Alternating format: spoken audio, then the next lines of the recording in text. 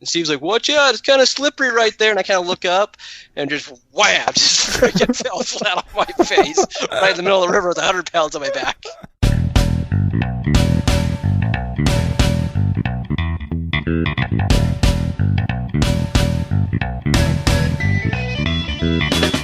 Welcome to the Hunt Backcountry Podcast, presented by Exo Mountain Gear. This podcast and the gear that we produce at Exo Mountain Gear share the same purpose: to make you a more capable, confident, and successful backcountry hunter. Straight to the point, no fluff, and no BS, this show is all about providing you with valuable information from experienced hunters. To learn more about the podcast or about our backcountry hunting packs, please visit exomountaingear.com. Well, thank you guys for tuning in. This is episode 94. This is a mid-season episode. So Steve and Lenny just got back from Alaska from their very first caribou hunt, and that is the topic of tonight's discussion. We recorded this one quick before Steve and Lenny and myself are off to chase elk and mule deer and all other critters that we're chasing the rest of September. Hopefully you guys are right in the midst of your season as well, and maybe taking some time to enjoy this episode on the road between hunts. So, as I mentioned, tonight's episode is all about Steve and Lenny's Alaskan caribou hunt. We reached out to you guys, our listeners, followers on social media, to inquire about what questions you had or what you wanted to know. We tried to cover as much of that as possible, but I'm sure there's questions you'll still have. So, if you do have questions about this episode, about hunting Alaska, about hunting caribou specifically, be sure to reach out. Let us know, podcast@exomountaingear.com. And we will try to tackle those in a future episode if we didn't cover that question on this discussion. Coming up on episode 100, we figured we should do something pretty awesome. And so as a thank you to you guys, we're going to have some great giveaways with episode 100. I'm working on it now. We've reached out to a bunch of our friends and partners and companies. You guys are not going to want to miss this. And there'll be some bonuses for you guys who've already been tuning in, as well as new listeners that we will welcome aboard. But just be sure, stay tuned. Episode 100 is going to be amazing. Between now and then, I know that we're all busy hunting, but we have some amazing episodes that will be coming in the queue as well. So let's get straight to it. This discussion, an amazing adventure that Steve and Lenny had, their first time hunting caribou up in Alaska. Here it is. Steve, Lenny, welcome back. It's just been, you've been down here in the lower 48 for just a couple days and recovering back from Alaska. So excited that we could sneak this episode in because I know that you're getting ready to turn around and go on other hunts, as most of us are this time of year. So excited to dive into the story. Sounds great. Man. Yeah, we're excited. It's been, haven't even been home for 48 hours yet. Feels a lot longer, as much work as we've been trying to catch up on. It's because you haven't slept in the last 48 hours, right? Yeah, not much. Cool. So most listeners probably know you guys went up for caribou to Alaska for this trip last year. Did moose. This year was caribou. I guess just to get the ball rolling, Lenny, to give us context on kind of, before we get into the story of the hunt, kind of tell us the approach to the hunt. So was it guided? Was it drop? What part of Alaska? Kind of like the big picture context before we dive into the details of the hunt. Yeah, we worked through Russ Myers with Outdoors International to basically in Alaska, you have to do, there's guided and there's transport services. And so basically we were using what they call a transport service. So it was a little Cessna 180. That gets you back into the backcountry. So first, we worked with Russ, and we were really specific. So last time when we did the moose hunt, we went with a much larger operation, I'd say, and we weren't real specific on what we wanted. And so this time we were very specific. We said, all right, we want to be in the mountains. We want to be able to walk around, and, we want like awesome scenery. Because after the moose hunt, it was definitely much more about the experience and much less about, killing something up there. So it was basically drop hunt for, was it 6 days? Yeah, yep. Yeah, what was supposed to be 6 days ended up being shorter than that because of weather. But so we booked through that, and we found a small transport company. It was basically a husband and a wife and a daughter, and it was a whole different experience, and we can definitely get into. Yeah, that's cool. So it was drop you off with all of your gear, or did they provide anything? You have the option, and Steve and I, we chose to basically bring all our own gear. So that makes it a little bit less expensive. And then also Steve and I, we wanted to be, just kind of stick with what we do and kind of a lightweight, mobile type way of hunting versus, when they give you their gear, it's big, heavy stuff where you're expected to be in a base camp. So we brought all our own gear. Pretty much the only thing they provided was the transportation. Yeah. So this is skipping ahead, but did you guys end up moving around a bunch, or did you kind of get dropped and stay within that vicinity? The hunt ended up being a little bit shorter. Otherwise, I'm really sure that we would have moved. But in the end, we ended up staying at the same, basically, gravel bar strip that we landed at. And that's really for two reasons. One, the trip got cut short because of weather. And two, it basically never gets dark there. So it was literally, it was just light all the time. So that whole headlamp review that we did was completely pointless for this trip. You have no idea. All those extra batteries we bought for headlamps? Yeah. Didn't need those. Never turned a headlamp on once. Really? Not once. Kid you not. Like, we went to bed when it was still light outside and woke up when it was light outside. Because I actually just pulled it up because we never even confirmed when it got dark. But civil twilight was 11:30 p.m. And civil light in the morning was 4:30 a.m. Oh my gosh. So basically from 11:30 to 4:30 was and it never even got dark. Like, if you got out of the tent in the middle of the night, it's like you could still maybe shoot your bow. It was freaking crazy. So even lighter than a clear full moon night, more light than that? Yes. Yep. Wow.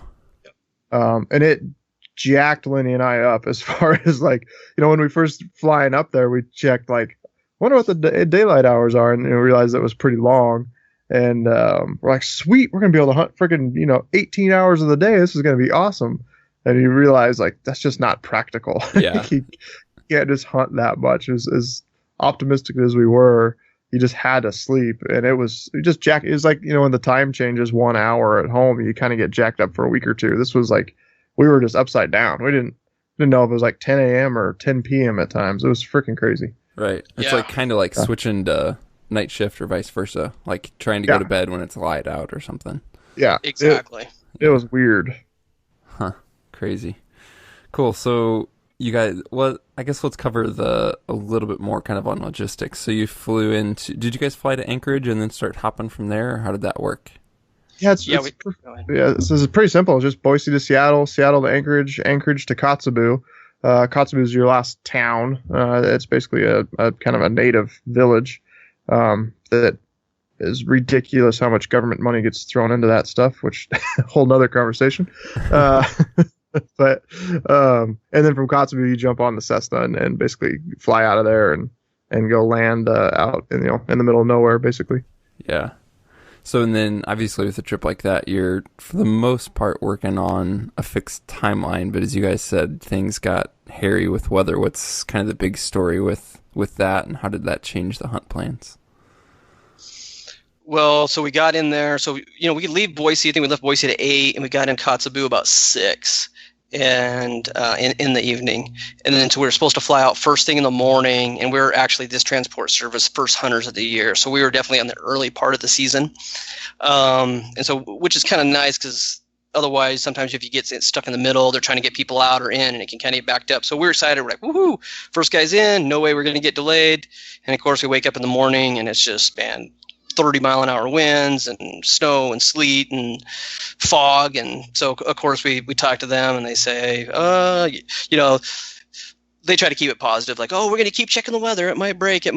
But we pretty much knew, we're screwed. We're going to lose a whole day. And so we kind of waited around the whole day for the weather to clear. And he had contact with a guide out in the field, because we're flying, I think, 150 miles north.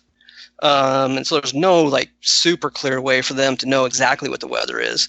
And so this other guy kept calling in and kind of telling them that it was socked in and we couldn't get in there. So, but then our hotel, Kotzebue's not very big. There's one really nice hotel there, and the rest of it is, it's pretty, I don't know if it's poverty stricken or what it is, but it's rough. Wouldn't you say, Steve? Yeah. So a light way to put it. We got some photos. We'll put if we put a post up or something. It's absolutely crazy. Yeah. It's nothing that you'd see. Yeah. Yeah, it was crazy. But so we went over to our transport service, and they really went above and beyond. They fed us dinner that night in their house, and then it was more or less kind of a shipping container. They said, "Well, their you house guys can was? stay here." No, Oh, well, I their was house. like, what? Their house wasn't that nice.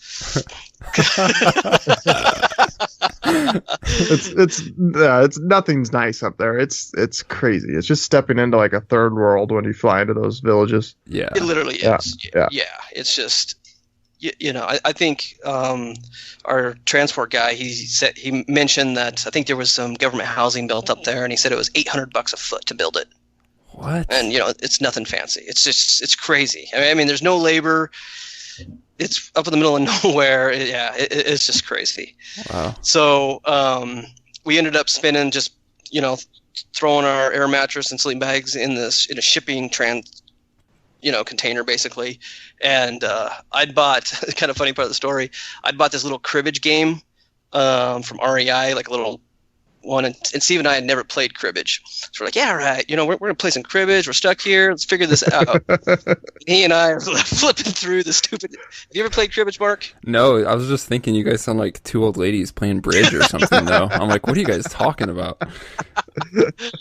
Yeah, so it's got like 2 pages of directions, and Steve and I get about one paragraph in, are like, whoa, this is way ahead. Let's make up So our rules. I was a couple whiskeys deep at that point as well. Yeah. And it's light and there's nothing to do. We'd walk the whole town back and forth, a couple of times. There's nothing to do. So fortunately, our Mike, our transport guy, he came in and he was a character. And he came in there and just totally just schooled us, like taught us how to play cribbage, but we're drinking and playing cribbage. And it was actually a lot of fun. That sounds cool. Yeah. So it was real personal, with those guys there. In the morning, we had breakfast with them, and again, the weather was pretty bad. But finally, we ended up getting out of there. Maybe 10 o'clock? No, it was like 11. I think just after 11 when we finally left. Yeah. Yeah. So finally, the weather cleared enough at about 11, and we jumped on his little Cessna 180 and threw everything in and head north. So what for the Cessna 180? What's the gear limit that you guys had to deal with? They were really, they were super conservative. We had 120 pounds of gear that we could take. Oh, not including your weapon. Yeah, so it's that's a lot of gear. Frankly, it's crazy how fast you fill that up. Right. I'm sure we'll go through gear here at some point, but it's that weight adds up faster than you think. You can go backpacking with 30 pounds, and you think you'd be able to do that, but yeah, Alaska's just a different beast. Yeah, for sure. There's a lot more contingencies and things like that. Yeah. So getting on the Cessna, the flight had decent weather then? Ended up going okay? Yeah, it was awesome. So we're supposed to head up, like, you can take 2 routes in there. One over the mountains if it's good, clear visibility, and one kind of around the mountains through the valleys to get back in there. And luckily, like halfway out, Mike looks over the pilot and says, oh man, I can see over the mountains, and basically just hard right turns, and we just start heading over the mountains. And that flight alone, Lenny and I both got off the plane and we're like, we could turn around and go home right now and be like totally content. Like you were flying just through the most beautiful country, literally flying over muskox, moose, grizzly bears, caribou. Like you're pretty low to the ground. You could see everything extremely well. I think Lenny and I were both just like jaw dropped the whole time in. It was just unbelievably beautiful up there. It was just freaking gorgeous. Yeah, the muskox, I think, for me was the coolest part. It's an animal I've never seen a grizzly either, but that part was freaking sweet. So we fly in there and then basically land at camp. One thing I'll tell anybody, which we've made the mistake twice now, is when your pilot tells you where you're going to land, just ask them to do like an extra circle or 2 and get a really good lay of the land. Our first moose hunt was completely flat, so once you were down there on the ground, you were basically lost. And then this one, we had some terrain to kind of get up, but still having like a aerial picture, maybe even take some photos out the window of the plane. Definitely. That stuff it's invaluable, because even when we were flying out, I was looking down and noticing caribou trails and stuff that had we known were there, we may have hunted a little bit differently. So it's definitely, I think, a good tip to follow. Yeah, like you said, that's invaluable. I mean, it's a little scouting before you drop, essentially. Yeah, basically. Yeah, and these pilots, they're very much like point A, point B, drop you off, get back. I mean, it's their job, so there's not much leisure in there unless you push it. So you definitely have to be like, all right, show me where it is. Let's do one loop, and I'm sure they'd do it if you asked them, but otherwise they're just straight in, straight down, and then they're out of there. Yeah. So with caribou being migratory and just things in general, like with this transport service, is it pretty much predetermined where he's taking you? Is he kind of getting any reports from the field on like, okay, let's go to option B because of this? I mean, how does that work? Or do you even fully know? We don't fully know. Yeah. I mean, you're told initially like, hey, we're following the herds, we're talking to people, we're flying all the time. And that's the truth. They're making 2-3 trips a day, so they see where the caribou are. And so that's what everybody tells you, is that you're going to get put like right where the caribou are at that point in time. But the truth of the matter is, unless you're flying in like a Super Cub, there's, Cessnas they're not big planes, but they can't land anywhere. Mm-hmm. So it's pretty much, I think all those transport service and guides, they've got certain areas where they know they can land with whatever the wind's doing, the weather's doing. So in a way, you're somewhat pigeonholed. Yeah, for sure. Yeah, we tried to get an answer out of them beforehand of like where we're going to be, and so we could download maps and make sure we're all dialed in that way. And they basically said, well, we don't know. We just don't know until we fly out into the field. And I think there's some truth to that, but I think they also have a very like a predetermined spot. Like, okay, if everything is looking good, then we're going to go here. So yeah, flat out don't know. I'm sure as you're, we're the very first hunters. Mike told us on the flight out, it was his first flight back in that country, although he'd talked to other pilots, and then there's some guides. There's a guide maybe it's 20 miles away that we flew over their camp, and he pointed out that was the guide he was talking to, and so that guy had been in and out of there. They were they had a grizzly bear camp set up, and so he'd been talking to them, so they kind of had an idea. I think all those guys have communication back and forth with each other of what the caribou are doing and what's going on. So I doubt he would have dropped us at that airport or that landing strip had there not been any caribou around. Yeah. Yeah. And also our transport service, he'd been up in Kotzebue for 35 years. So he pretty much knew I think he knew everything in that whole range. Mm. So that made us feel a lot more confident, I guess. Yeah. Right. I will say that was flying with Mike was awesome, because the first time, it was a bigger company and they had tons of different pilots coming in and out, and he didn't really, like get in the plane, like, how long have you been flying? And I told the answer is longer than 3 months. Yeah. With Mike, it was awesome. He's been up there forever, and just super crazy experienced pilot, and take any kind of nerves you have about flying a little plane out, like almost immediately. Yeah. That's good. Cool. So wheels hit the ground, drop you off. He takes off. Game. It's time to go. Yeah. I mean, how do you even because you're dropped off. Yeah. You didn't, like you just said, you didn't have maps. You didn't get to scout this area. You're hunting a new species. I mean, like what's going through your head? What's happening? It's kind of intimidating, right? I mean, especially, the frustrating part is basically we were out in the field, I guess, for 6 nights, 7 days.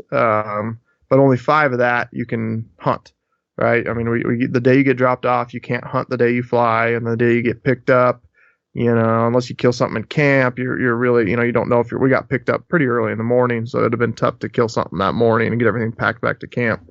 So on a 5-day hunt, we lose a day right off the get-go, so we're down to a 4-day hunt, and Lenny and I both, we filmed this entire hunt, so we were alternating cameraman shooter, so each of us got 2 days basically to learn a new animal, learn how to hunt them, learn, everything, learn the country, and get something killed. It's kind of a daunting task for sure. I mean, I think I saw some of the Instagram comments about what's one thing you'd change. And I think rifle hunting caribou, no problem. 5 days is plenty. Bow hunting caribou, I think, especially if you went early like we did where the migration wasn't going like crazy, I think you'd want a few extra days in there, because it's, as we kind of learned, it's a numbers game. Just flat out, you need a lot of caribou to pass by you in order to get an opportunity to good bull, because there's so much out of your control. It's not like here in Idaho where you glass a big buck, you stalk him, you blow it, you can just go hike over the next ridge and find the next one. You're just so handicapped that it's just a different way of hunting, and you're really at the mercy of what is presented to you. Yeah, I mean, even if you saw some animals like 2-3 miles away, if they're going like slightly away from you, you'll never catch them. Mm-hmm. Or right. Like first thing in the second morning, there's a big bull and he got past camp, and I still really want to kill something with my bow. Once he got past us and was going the other way, it's like you just have to give up. Versus an elk or a deer, it's like, all right, I know he's going to go over the hill, he's going to bed down, I'll be able to catch up to him. They're gone. I mean, they're 10 miles away in an hour. So it's a lot less in your control. Mm-hmm. So is the general strategy then to spot them, figure out where they're going, and try to beat them to it, and kind of make kind of like an ambush style, like catch them as they're coming type move? Exactly. Yeah, basically. And Mike, our pilot, told us, hey, like he dropped us off, and he basically said, you need to get high or as high as you can. I mean, we were right on the edge of the Brooks Range, literally like walk 100 yards and you start hitting the hills and you could climb up into it. But all the caribou were out in the valley, basically to the south of us. And so you just get like on a 100-foot knob, and we just spent that. We basically set up camp on day one, can't hunt. So we just got up on that knob and glassed, basically, we didn't make it till dark because it never got dark. At least not while we could stay awake. But glassed and just started looking for caribou. And one thing that was crazy up there that blew Lenny and I away was the visibility. Like you could glass caribou at 4 or 5 miles easy, even through your binos. Really? It was crazy. Just the air is so clear and the atmospheric conditions are so perfect that it's nothing like we've ever experienced in Idaho. You just can't see, 2-3 miles is a stretch. Yeah, exactly. Yep. Distortion and waves, and there'd be little heat waves here and there, but nothing like I've ever. It was crazy. I remember just like not sure how far something. We'd glass some caribou and be like, that doesn't look that far away, and then like pull up our Earthmate cell phone app, and like do the little scale bar, and like, holy crap, that is 3.5 miles away. So wow. That part of it was crazy. But basically, that first night got high and just started, paying attention to where the caribou were. Everyone told us, Mike told us, all the research we did was like they're basically like they're on migration trails for the most part. And they're, one caribou will pass through there, or a herd will. Give it a couple hours, another herd will go right through the exact same spot. And I say as a general rule, that was the truth. The things changed during the course of it. We had crazy weather come in, and they kind of changed their route a little bit. But in general, they were all on the same path. And for the most part, unfortunately, that path was 3 miles south of us. Yeah. When you say like a herd comes through and then maybe another herd, and, we're tossing that phrase around of herd, but what kind of sizes are we talking? I know it varies, but what were you guys seeing in terms of a group? 15 to 20. Okay. Yeah. I say all over everything from just a cow and a calf. We'd see some lone cows every once in a while, but in general, 15 to 20. We didn't see any huge groups, which I think if you went, middle of September, you probably would. Yeah.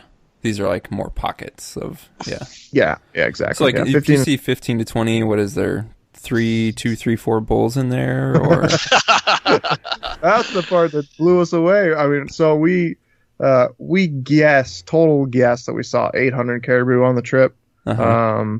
And on Mike, when he picked us up on the way out, I was asking how many caribou we'd seen. We're like, maybe 800, kind of figuring, it's not like we're counting. You're seeing so many of them. Yeah. But he said on a good day, 1,000 caribou a day will move through that country. And we're just like, holy crap. Wow. Because we can't imagine that. Which those are kind of numbers I think for bow hunting you would need for that style of hunt that we were doing anyways. But yeah, the crazy thing is out of all those caribou, we saw 4 what we, kind of deemed mature bulls. So that our bull to cow ratio was very, very whole trip. The entire trip, we saw 4 bulls. And the crazy part about that is we watched 2 of them get killed by guys with rifles, like just right in front of our eyes. We literally like watch the guy with the rifle set up and get freaking dropped. Yeah. We were literally waiting for them to cross after we'd hiked 3 miles. Finally saw them come over the ridge, and yeah. How far were those guys? They were camped like probably 3 to 4 miles south of us. Well, no, at least 3.5 to 4, because they had, we were 3-ish miles, and they had hiked up towards us. And so, yeah, we talked to the service on the way out, and they said, as a general rule, from one air transport service to another, they try to always keep camps 5 miles apart. These guys just got dropped off a little close to us, and most guys aren't like hiking 3 miles across the tundra like we were, but that's just where the caribou were, so we were willing to do whatever. Yeah. We had some at camp, just not. It was like 10 to 1 the amount of caribou that moved through that country south of us versus at camp. And so we made the trek almost every single day except for Saturday when the weather hit us.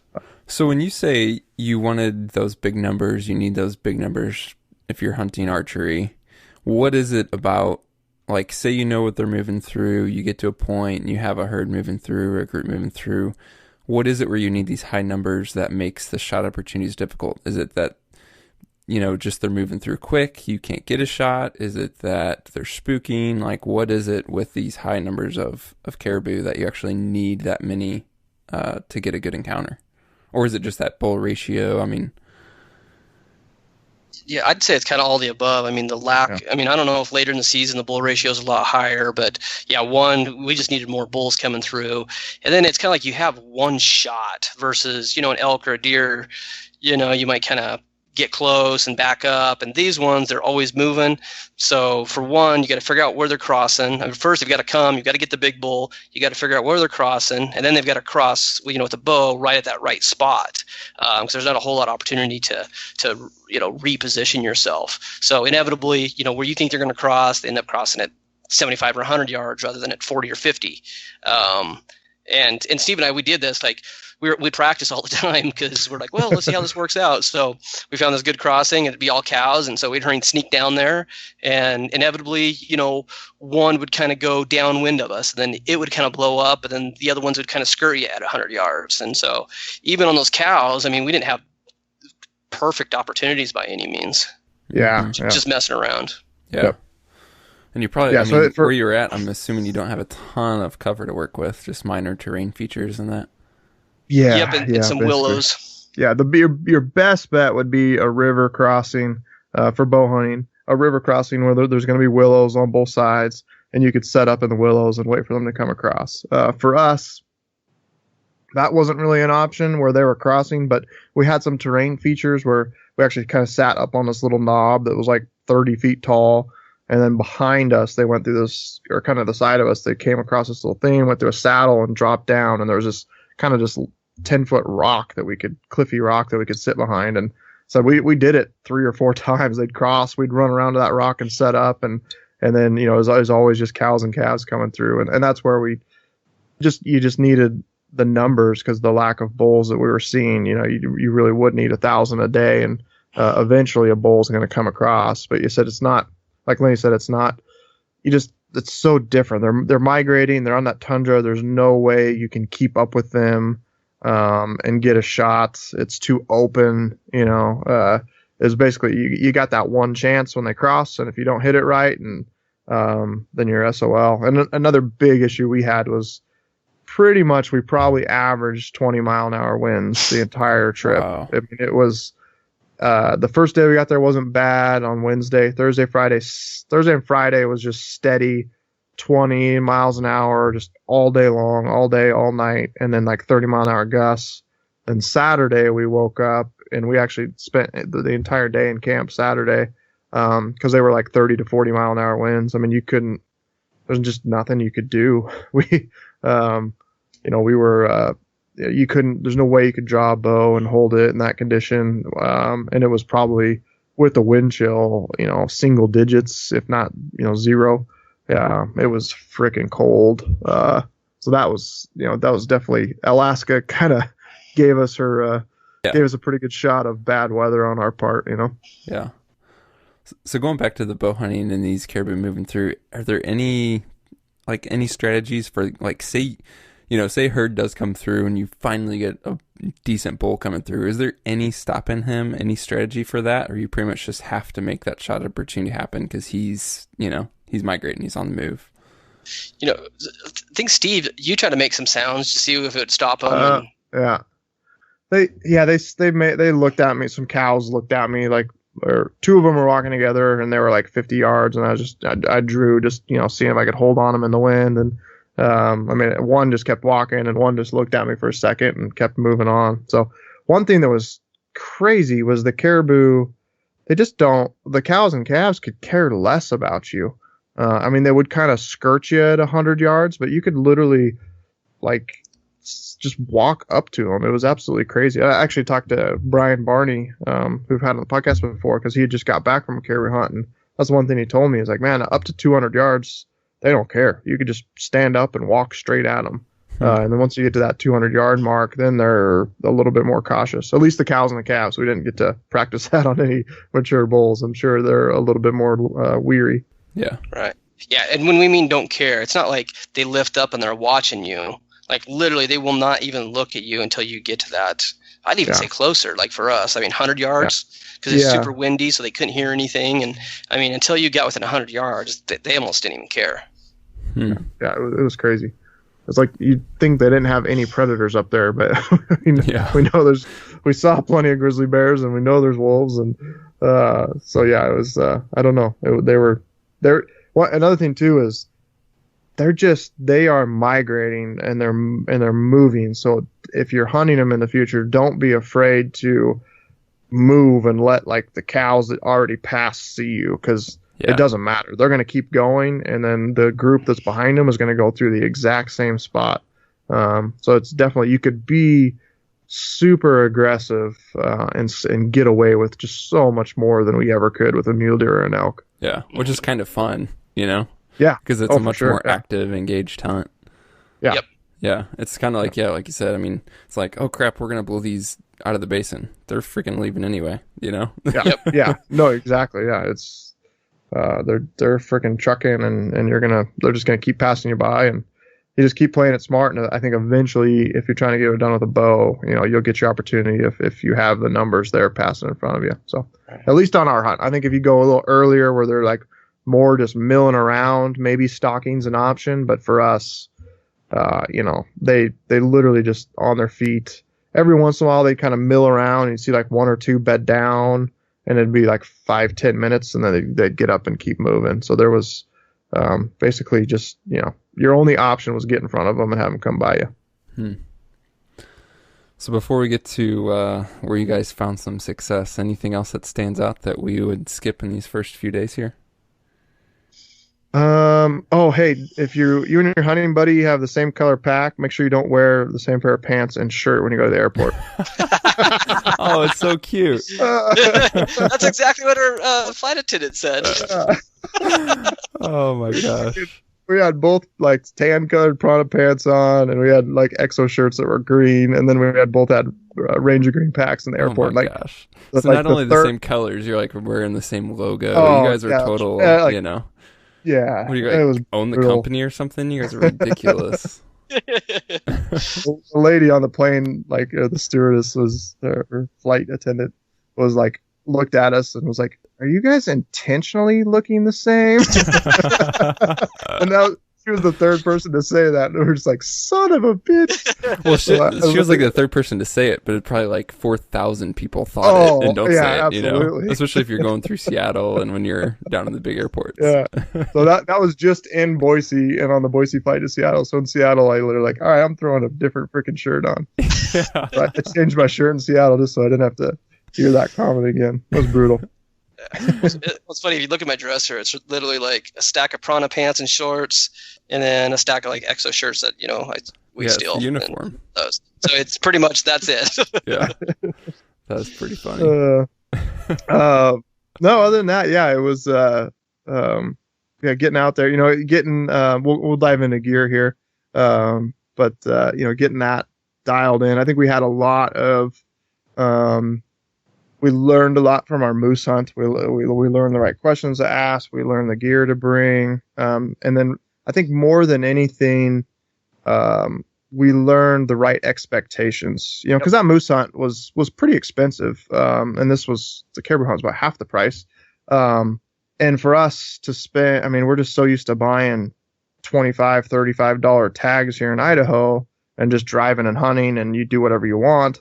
If the weather's bad, you leave or whatever. To go up there and you spend that money, you're expecting everything. You're expecting everything to like go perfect. So you have this dream of this amazing Alaska, and the reality is, Alaska is a lot harsher than what we have here in the lower 48, and you're going to have bad weather, and you're going to have delays, and you may not have great hunting. So it's definitely something I think you need to go into the hunt expecting adversity, and just be ready for that and have the right mindset. Because I think on our moose hunt, we were we had this fantasy of an Alaska hunt in our head, and you kind of got kicked in the nuts and slapped in the face with reality. Yeah. And going into this hunt, we had much, I don't want to say lower expectations, but just realistic expectations of what to expect. And, spending a day and a half in Kotzebue just sitting on your thumbs, the first time we'd done that, we'd have been really pissed off. And this time you're anxious, but you understand, like, there's just nothing you can do. You're just at the mercy of the elements waiting to get in the field. And then once we're in the field and the caribou hunting's a little slow, it was just kind of like, well, this is what it is. And Lenny we just both heck, we're here. The country's beautiful. Let's sit back and relax. And, you like Saturday that we spent the entire day in camp, just freaking one day within 100-yard radius. It's nothing we would ever even think of as possible here in Idaho. It's you just kind of accept it and deal with it. Yeah. And stop whining. We were kind of whiny bitches on our first trip, and this one, you just realize what's what it is. Yeah. Yeah, man, that's so true, because your perspective is your reality. So how you choose to look at it is how you're going to experience it. And like being stuck back and not catching that transport flight, it could ruin it if you want to let it ruin it. Or like you were saying, Lenny, you could have a good time, like enjoy the company of Mike, throw back a whiskey, play the game, and heck, man, we're freaking in Alaska. Like, what are you going to do? Like, just, you have to choose to enjoy it. That's in a major way, it is a choice. So expectations are always huge, especially traveling, for a hunt like that. Yeah. Yep. Since you mentioned it, what is, we don't need to go into like a breakdown of each step, but what's a ballpark to make something like this happen for, your average guy in the lower 48? I think our hunt,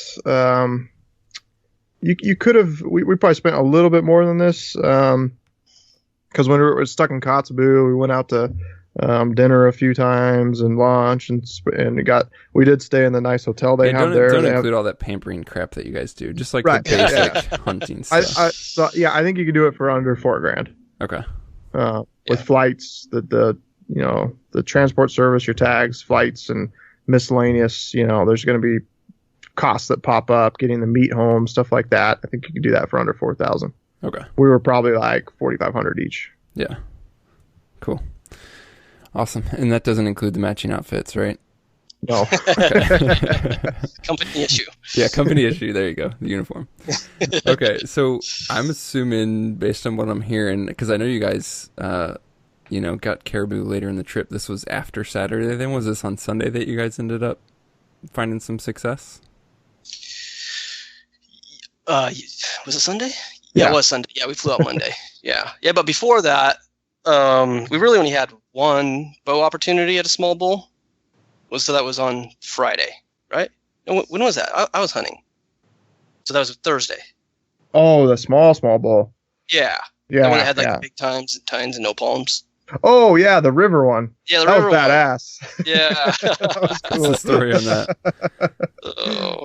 Well, Steve, he had the better perspective on it. And I was actually being a little bit of a downer then. So those guys had just shot that bull in front of us. We'd been sitting there all day. I'm talking like 10 hours. Finally, big bull comes over, and these guys shoot the bull literally half a mile from us. And we're sitting there with our bows, like idiots, like, yeah, that's really useful. And I was just pissed. And I was being a little bit whiny then, actually. And I'm like,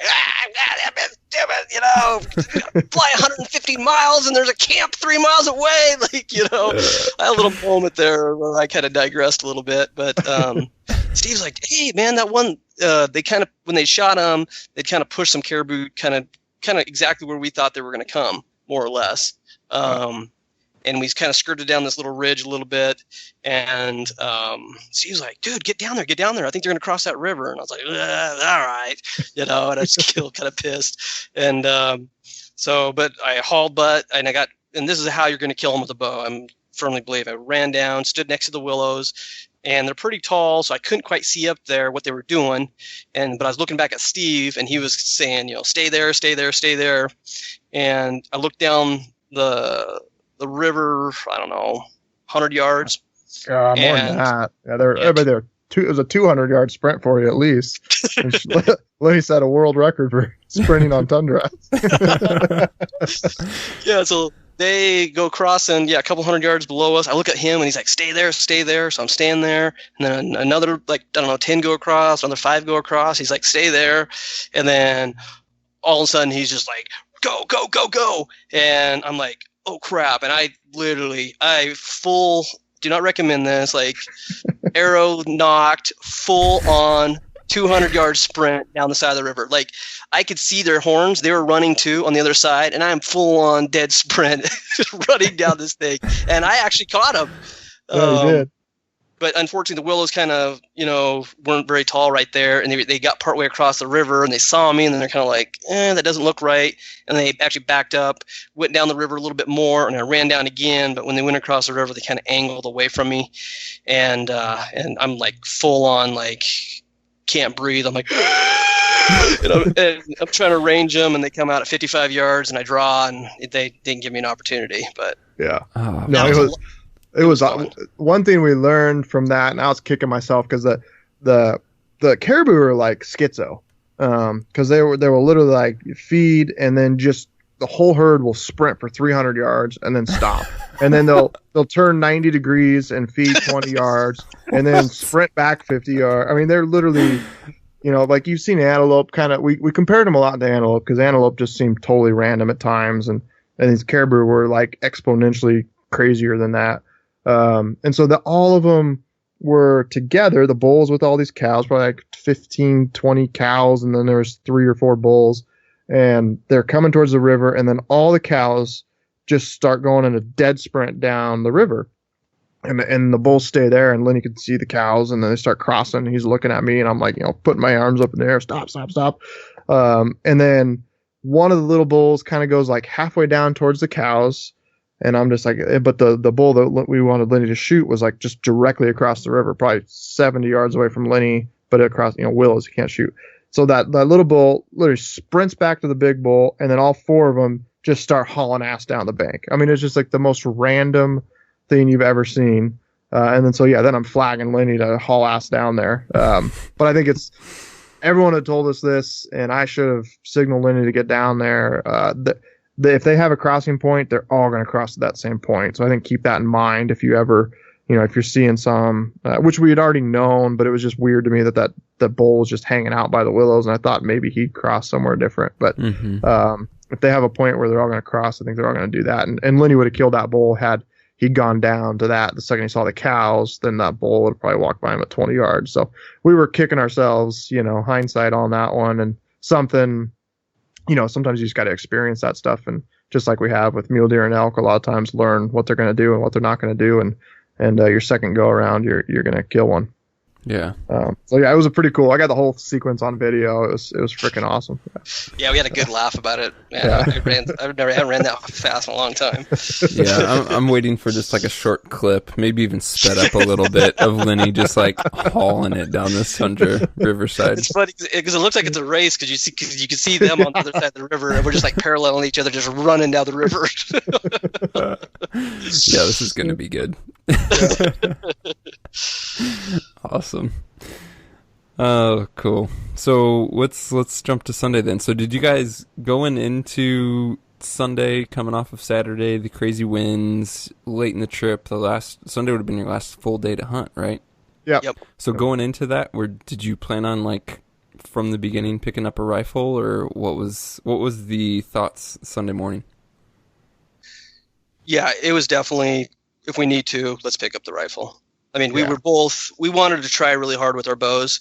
But, it's a last day, and, we get up on this glass and knob from camp, and you could see 5 miles, and immediately you knew, like, the first day or two, it's like group of 20, group of 20, group of 20, group of 20. It's like, man, all right, this is gonna be fun for 4 hours, because it'd literally be like half hour 20 to come through. Well, here comes the next 20. And instead, we look out there and it's like, all right, there's 5, and so we pretty much knew that.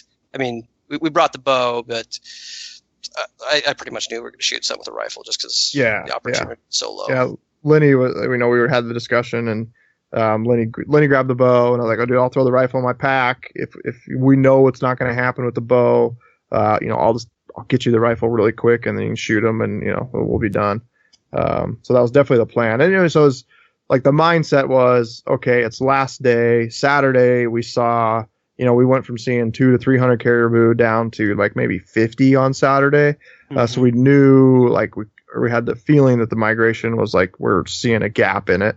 And so we knew going into Sunday morning, what is our best chance to kill a caribou tomorrow? We need to we're up here. We need to get at least one on the ground.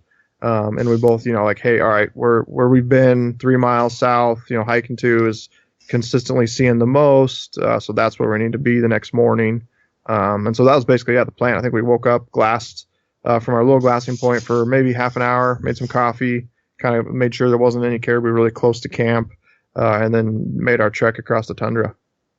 Once we got down there, we went to our first little knob that was the river crossing spot that we had played with, and then trying to remember. I think we were just, were we there, Lenny, when we saw the bull? Yeah, we were. Yeah. Yeah. So it wasn't after about half an hour of glassing, we saw the bull. Lenny ends up shooting. It was just one small group of 10, 15 caribou with this small bull in it. And then so we made it to the next knob, which is where I filmed Lenny running up and down the river. And we hadn't actually crossed that river yet. There's another river right by camp that we had to cross. And it was kind of a bigger river. It was a little like intimidating because we were talking like, crossing the little river, like, man, if you fell in, like, A, this is like Arctic freezing cold water. B, you got 20, 30 mile an hour winds. C, it's 30 degrees outside. Like, that's not a good situation to be in. Mm-hmm. Do you guys just have hip waders? Yeah, just hip waders. I think, man, I don't know. We have these ones called Neos river trekkers, and they are awesome, bomb-proof. But every single moose trip now and caribou trip, we've had issues with you got to wade across something and they go over the top of your hip waders. And so I almost wish we had like full on waders, but then that gets complicated because then you have to pack like boots with them or they're going to be a lot heavier and bulkier. And, I don't know what the answer is there, but it's, the hip waders they're great until you get too deep and then you're SOL. Okay. I guess Lenny can tell a story from here once we spot his bull. Yeah, so we spot this bull, and it was literally coming through the same draw where we saw those other 2 bulls get killed. And it was kind of like, well, do we stay on our side of the river, or we jump to their side of the river? And we decided to jump to their side of the river. And it took us a little while to get across it because, like Steve said, it was, another little bit deeper. We could not have crossed it. And, we got our packs on. We get across there. And right when we got across, I mean, they covered a half a mile. Yeah. Yeah, probably at least a half a mile. And so, man, as soon as you get across, I kind of look through the willows, and I'm like, man, they're right there. They're coming. And, a little bit of luck for sure. They could have went, one way or the other, but they kind of came right towards us. And at that point, I think I still had my bow. And then I was like, oh, man, just give me the rifle because we just weren't set up good. And I didn't know where they were going to go. And grabbed the rifle, snuck out there, and they just kind of wandered into about, I think it's like 180 yards. Broadside with Steve's 270. And, it's funny, these Arctic animals, it's weird. They're not like a deer or elk, man. You shoot them and it's weird. They don't run like a deer and elk would. Mm-hmm. It literally just ran like 10 yards, kind of stopped. I shot him again. And then he just kind of literally ran in a circle for a little bit and died. Which is the same thing because we watched 2 other bulls get killed and they did the exact same thing. Yeah, they did the exact same thing. It's just like they're just kind of programmed just to kind of take it. They don't have like that, like a crazy like flight, like gotta run away. It was really weird. So that's the first thing I've killed with a rifle in, 10, 12 years. But it was actually a lot of fun. And so I had fun doing it and had no regrets. And he wasn't the biggest bull we saw, but I think he was probably the fifth biggest. Yeah, for sure. Yeah, I think he was the fifth biggest bull we saw up there. So it's not like he was, tiny. Right. And of course, we'd seen grizzly right there too. So Steve and I are like, bear spray, 40s, put our handguns out, like, and it was good. Yeah, we literally like surrounded the carcass with like bear spray pistol, so it was all accessible. and gun. That way, because we were like probably 80 yards from the willows, where something, a grizzly could come to 80 yards, and the wind was blowing directly into the willows. And yeah, we had seen 3 grizzlies right in that area, like every single day. We knew those other carcasses were just the other carcasses were right there. So we've just got no experience with that, right? So it's like you don't know, is this an issue, or is there no way in hell a grizzly's gonna like smell that and come in and charge, or they smell the humans? And one thing we did see was we were watching a grizzly through the spine scope one day, and it just stood up. You could tell it was smell in the air, and then just hauled ass the other way, and that made us feel like a little bit more confident that we were pretty sure those other hunters were somewhere right there that we couldn't see, and he smelled them and got out of the country. Mm-hmm. Yep. Yeah, that's good. So you're, what'd you say, 3.5 in this area? Yeah, 3.5. Yeah, I haven't Google Earthed it. We, on the, that Earthmate's not the most precise thing, but it was like roughly 3.5 miles of tundra, which is 6, 7, 8 miles. I mean, to throw a number at it, it's a hell of a lot harder than walking on solid ground, that's for sure. I mean, where do you go from here? Were you guys packing back? How did it, because I know in the end, like, this is also the same day you punched a tag, Steve, so where do things go from here as you're on full grizzly duty and getting this getting Lenny's bull taken care of? Well, a couple things I want to say. It was just really cool. I've never seen one of those animals on the ground. So the very first thing, you walk up to it.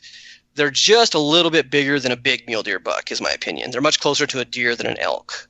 So size-wise, they were probably a little smaller than what I expected.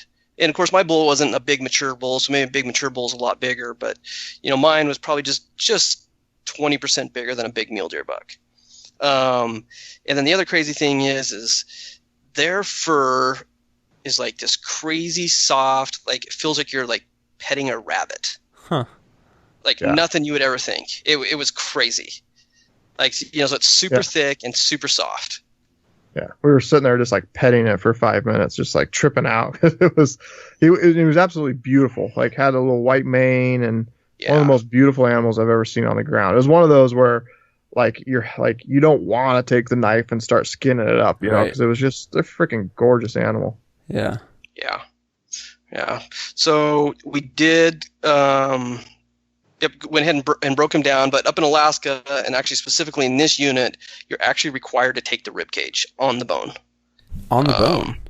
On the bone, yep. Huh. Yeah. So you could saw it off on each side of the spine, but you had to leave the ribs on the bone, which was something we'd never had to done before, for sure. Right. Yeah.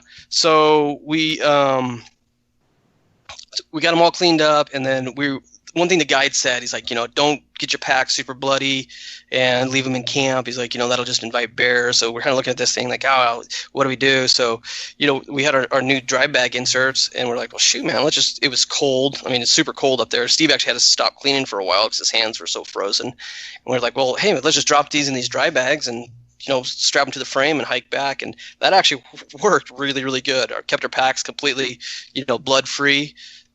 Dropped 2 hinds and back straps in one, and and 2 shoulders and rib cages in the other, and packed out with it. Worked really good.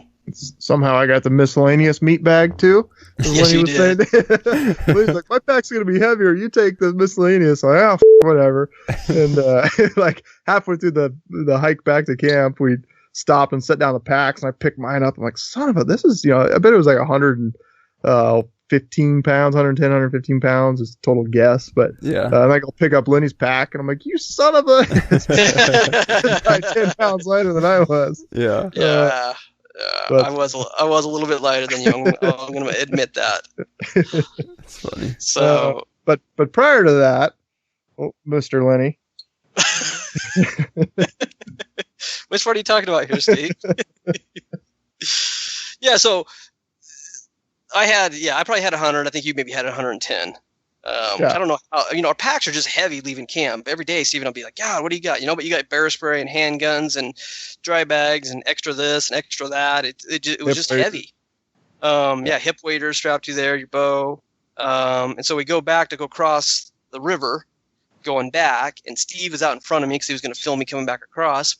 And he's going across there, and I saw it got to where the water was kind of coming in the top of his waders. I was like, man, that looks pretty. It was pretty intense. Like, I was telling somebody, like, if this was crossing the Boise River at home, it would be like not an issue at all. But when you're in the Arctic and you're 3 miles from your camp and you're thigh deep in a river that's freezing cold and there's 20, 30 mile an hour winds, it's like, if you fall in that river, it's going to get like, it's kind of scary. So I make it across and the wader's flooding, and then I turn around and film Lenny coming across. Yeah. So he turns around, films me going across, and I'm like, I'm going to go up here a little bit. And, it's a lot of weight in your back trying to cross this rocky, slippery, river. I guess you guys were like using poles to stabilize. Yep. We had trekking poles to stabilize. There's no way you could have done it without them. Right. And I literally get like 10 feet from the bank, and Steve's like, "Watch out, it's kind of slippery right there." And I kind of look up and just wham, just freaking fell flat on my face right in the middle of the river with 100 pounds on my back. Did you catch that on film too, Steve? Oh no, literally got it on film, man. Yeah, because as I was literally. Yeah. Like the second slippery comes out of your mouth, I kind of lift up my head and it's like, whoosh, freaking fell. I don't care what you guys do with like the real footage and story. I just want like the clips of Lenny sprinting, falling, and all that.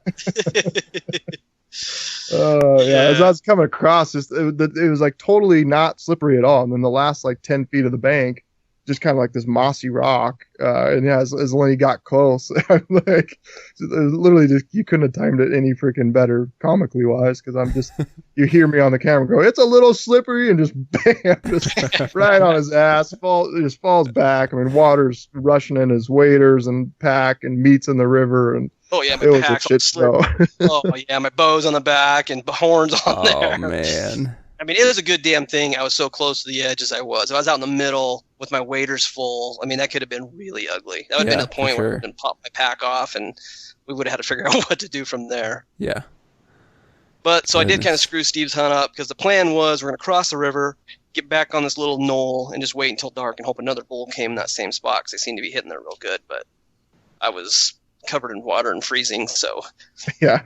Luckily, we had extra rain gear and extra, we were on that. It was just the wind was so, cut to the bone. We had every single article of clothing we had with us. So rain gear and long johns and freaking, puffy jackets and all sorts of crap. So we had spares in the pack, and ended up not being an issue. Although for the first 10 minutes I was freaking out because I wasn't sure where Lenny was. Like, he kind of is a tough bastard sometimes, and I wasn't sure if he was being, like just trying to tough it out, and he was really like about ready to go hypothermia on me or what. And what freaked me out is we started hiking, and like 5 minutes into the hike, he's just like, "Man, I'm sweating like crazy, and I want to take my jacket off." And I think I've heard when you have hypothermia that you have the urge to take your clothes off. So I'm like, "Hey, I'm going to be asking you a lot of questions on the way back. Like, hey, Lenny, how old are you? What's your birthday?" Like just random stuff, just making sure that his mind was still good. But ended up, Lenny went through it. I didn't, but ended up not being an issue. So yeah, I mean, 100 pounds in your back hiking back for 3.5 miles kept me pretty warm. It'll warm you up, yeah. So he screwed my hunt up for the afternoon. So we hiked all the way back. We made it through the second river. That one was much easier. And, put the meat like 100 yards downwind at camp, and said, "All right, that's the end of it, right?" Yeah. And then a few hours later, LaFonda showed up. Oh, yeah. LaFonda?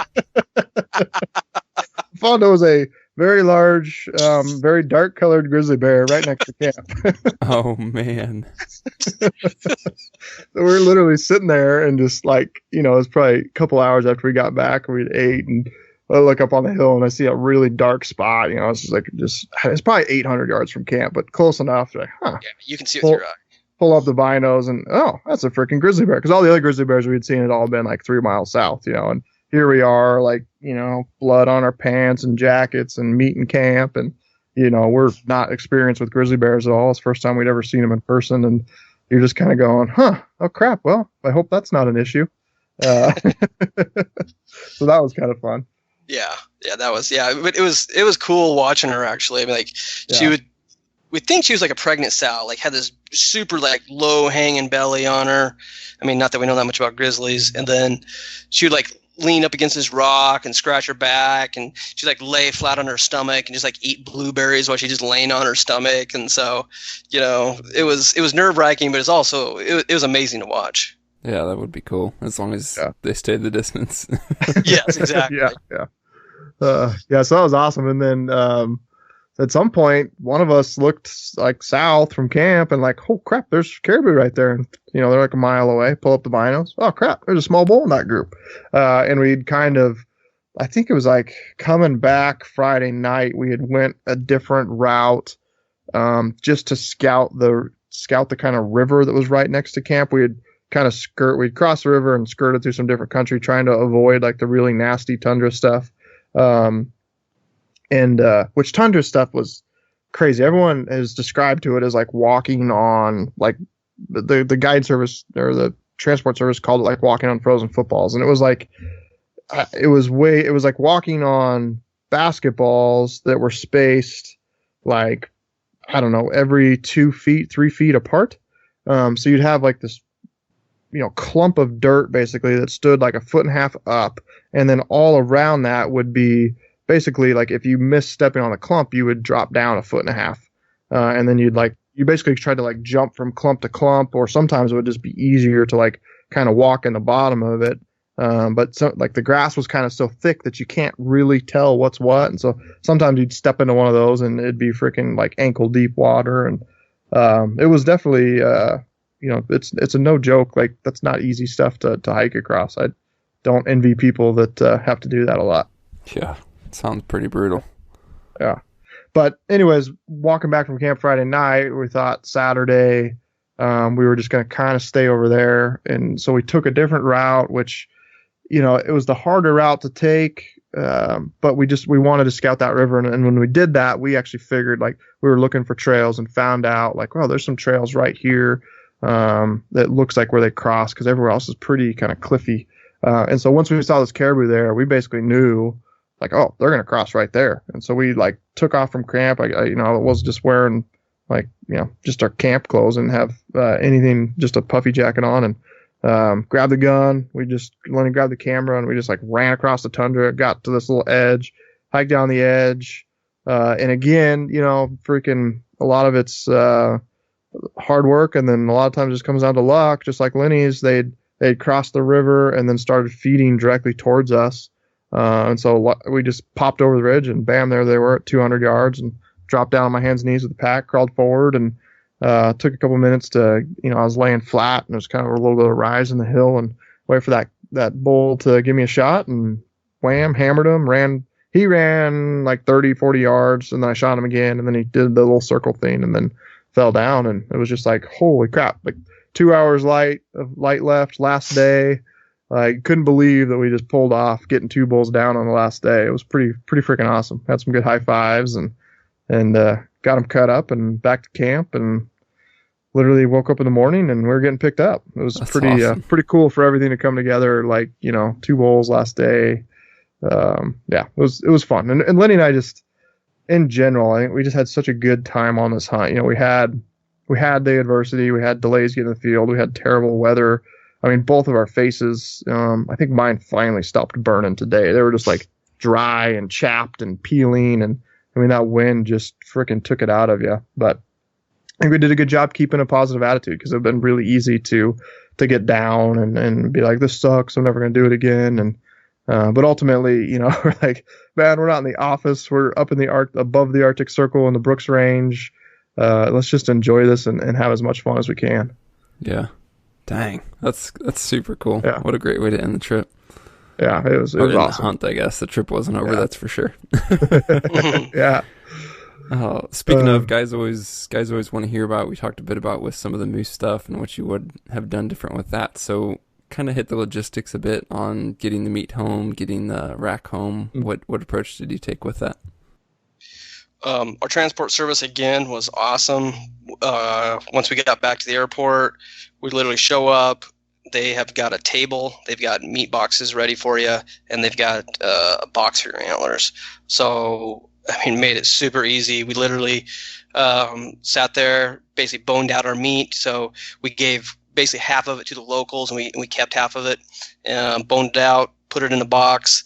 And then they already had a box ready for the antlers. So, and then they had you got to cover the tips for the airport, and they also had big bags because there's some requirements at the airport of how you bag it. Covered all the antlers in cardboard so they don't poke through, and then wrap the head, basically double wrap the head so it doesn't leak anywhere. And it was the easy. It went from being impossible last time with the moose is what I felt like to being honestly like super easy. It was like an hour and we were done. Yeah. So the one thing which we learned on the first trip, and for whatever reason they told us you couldn't do it, but you could very easily do it. You just get fish boxes. Guys, people use them all the time. Our transport service they just went and bought some themselves and sold them to you for like $10 or $20. I think you can get them from Alaska Airlines as well. And then you just got a giant, pretty heavy duty plastic bag. Threw the meat in there. The hotel we stayed at actually had a walk-in freezer, so we took that box that probably weighed, 75, 80 pounds, went and put it in the hotel's freezer, checked it in. Next morning on our flight our way to the airport, we grabbed the box, checked it into the luggage, and bam, you just flew, 80 pounds of meat home for $50. It's what, $75 is what Alaska Airlines charged for that heavy bag. And then the antlers is the thing that tripped me out. So the box for the antlers is freaking huge, like, 40 inches by 40 inches by 20 inches tall is how Lenny's laid in there. And it only cost $100 to ship that home, just checking on his luggage. It was freaking crazy. So much. I mean, hands down, the best way to go. I mean, I think you'd have to kill a giant caribou or giant moose to not fit it in a box like that. And I don't know what the size restriction is. But yeah, even if you got to saw the skull plate in half and glue that back together, if you split it, you could probably fit it in that box still, right? Oh yeah, for sure. Yeah, totally. Hands down, best way to go. You just do that, bam, it's home. Last time we, sent meat from Bethel, and it went to Anchorage, and then sat at some processor, and we did the hunt in September. The meat never showed up to Boise until like sometime in January. It was a pain in the ass. Communication was terrible. It cost a ton of money. This was just way easier to go. And it was cool because we got to donate. I kind of have a half tough time doing that because I, shot a caribou to bring meat home. Yeah. So I brought home half of it, and then it was cool to donate the other half because, our transport service, the lady there just called up some resident and said, "Hey, do you want some caribou meat?" And they're super excited to get it, and they're going to eat it right away. It's not going to waste. Mm-hmm. So that part was pretty cool. Yeah. Yep. That is neat. Yeah, so I definitely say check with whatever service you're working with and ask them very specifically, how do you handle the meat? Because last time we basically got charged for them then to transport it to the meat cutting, and then we got charged high rates to cut the meat, and then we got charged again to ship the meat home. So this was so much easier. Yeah. Dang. Yeah. And not only was it cheaper and easier, but you have it right away. I mean, there's just no downside to it, Yep. That's awesome. And it was just a little preparation on the transporter guide service. That's all it was. Mm-hmm. Yeah. And you take it. It took us when we got fairly decent experience boning out an animal because we do it in the field, and to just sit there and have a table in front of you and cut it up. It takes an hour at tops, and you're done. Yeah, it's really easy when you're sitting there with a table and not on a freaking mountainside. Totally. Sure. Yeah. So, other than that, things we do different. I don't know. I think the big one probably for us is just because we went a little early and experienced the slow migration. I think and low bull to cow ratio. I think we'd want to go back middle of September, which we intentionally went early so we could be back in Idaho for elk hunting. September 1st. But to do it again, I think we'd go later in September and forego some elk hunting. Unfortunately, there's just no way around it. and you'd probably have a better hunt. You'd probably run into more weather, which weather alone was brutal, but I think it'd be worth it for the better hunting. Yeah, and make it a longer hunt. Yeah, those two things. Yeah, for sure. And so I'm sure we could, spend a whole chunk of time talking about the whole gear list, but highlight some things that stood out as working well, some things maybe that you didn't have that you wish you would have, kind of anything that sticks out in terms of gear for the positive or negative. We used our spotting scopes much, much more than we ever anticipated. Oh, yeah. We were behind the glass for hours and hours and hours. Yeah, that's one. Like Lenny had asked me because I had that new Kawa 55, and I was like, that's good, that's plenty. I'll just pack that. It's lightweight. We're good. And then he's like, you sure? Maybe I'll bring my Swaro. And then he ended up bringing it, and it was hands down, we glassed a lot. I mean, probably I'd say 80 to 90% of the day. All we did was sit and glass, and it's what you're doing though. You're just glassing the country, waiting for something to come. So if they're not right in front of you, you're glassing. That was a huge, huge part of it. Something I never anticipated. I thought they'd be close. You'd see them with the binos. You'd run, get in place, and it was completely different. Yeah. And then not the first time, but I got a pair of crispy boots this year. I've had some issues with waterproofness on my Solomons, and I tell you, that was really nice to have like a truly waterproof boot because you're wet a lot. Mm-hmm. Yeah. Those interfaced fine with the hip waders and everything? Yep. Worked perfect. Sweet. What about clothing? You guys said you were bundled up pretty good with the wind chill and everything like that. I know you probably didn't have too much new, kind of running the same First Light kit for the most part, but anything you added to that for these conditions? No, it was just long. We literally just to cut the wind because the temperatures were, I said, 30 to 45 on the best day. But then on our DeLorme inReaches, you can get a weather forecast in it, so it'd say like actual 33 feels like 19 degrees, and then I think you had the wind chill on top of that. So it was freaking cold, and with that wind, it just cut through everything. So we'd put on every layer we had, plus our rain gear on top of that, just to cut through that to block the wind.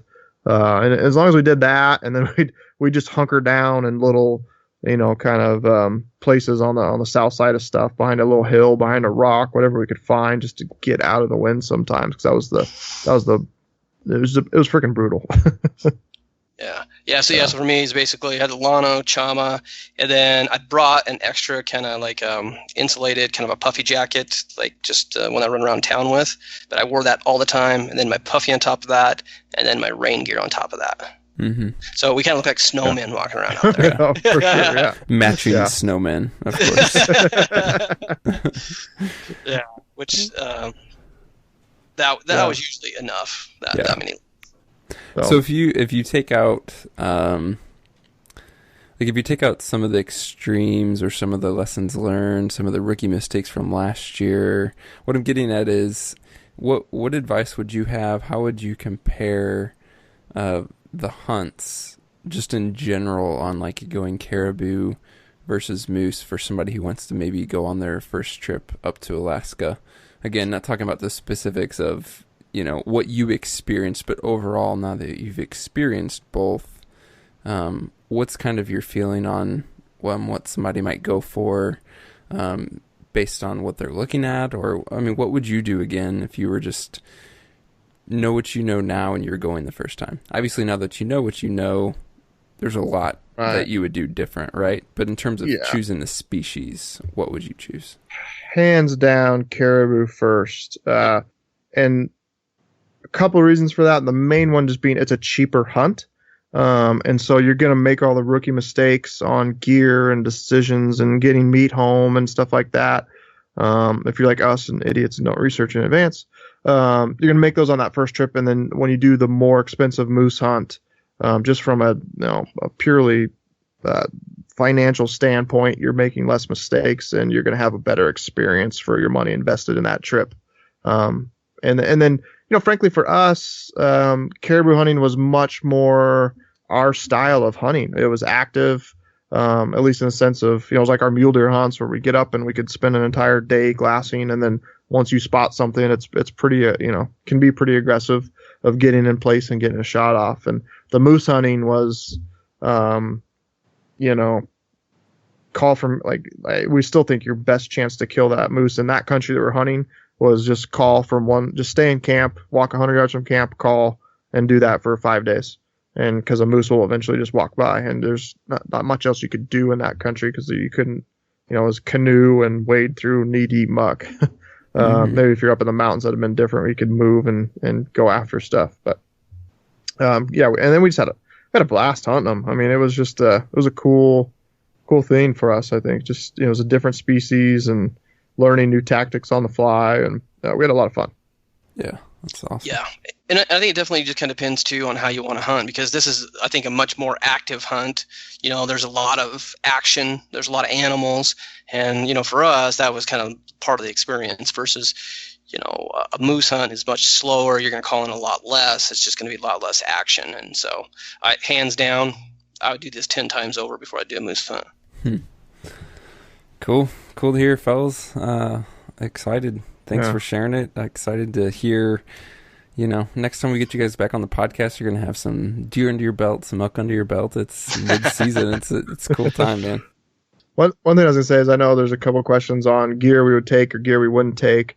And that's such a hard question to answer because I think Alaska can throw so much at you. I mean, I had extra stakes and rope and, 4 days of extra food, and all that stuff that we didn't need. And, if we were hunting in Idaho, I'd check that off the list and be like, I'm never going to take that again. But I think if we did that exact same hunt tomorrow, we could have a completely different experience, and we may need every single extra thing we brought. So it's really tough to narrow that list down to like what I would bring and wouldn't bring on the next trip. Other than I think I want like full on chest waders next time I do something. Mm-hmm. Cool, fellas. Appreciate it. All right. Thanks a lot. Thanks, Matt. All right. So that's a wrap on this one, guys.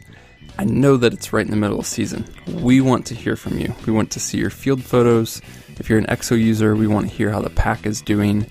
If you're a podcast listener that maybe has gotten some value and put that knowledge into experience in the field this season, we want to hear about it.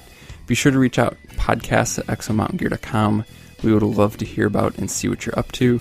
And as always, feedback's welcome, comments, questions, guest suggestions, all that are welcome. Hope your season is going great. Stay tuned for future episodes, including the big giveaway coming for number 100. All right, have fun, hunt hard, stay safe. We'll talk to you soon.